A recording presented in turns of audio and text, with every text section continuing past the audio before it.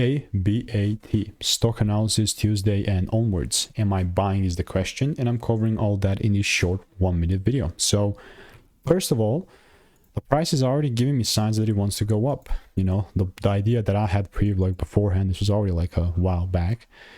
Whether the price kind of gave me a second break here, or it comes lower and then gives me movements from here, both ways could work, and you can see what's happening.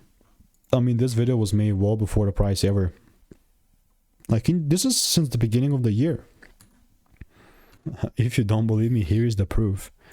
11 months ago, yeah, 17th of January. Perspective, I would say, obviously weekly highs or whatever time frame. And guess what we're getting right now? We're actually getting those breaks, at least the first one, the first sesh. So yeah, I like that. Starting to see more volume.